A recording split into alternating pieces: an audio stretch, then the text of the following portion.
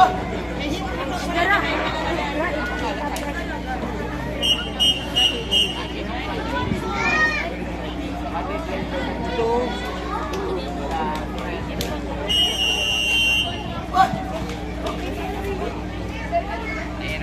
your marks. You are now witnessing event number 4, still 3, 100-meter butterfly secondary boys, heat number 2. Swimming on the lane number 1, Grand Barrio of Sorsogon City. Lane number 2, Abrantes Chino of Camarines Sur. Lane number 3, Bibar Saijan of Albal. Lane number 4, Dialino Francis Anthony of Naga City. Lane number 5, Rufino Jerome of Camarines Sur.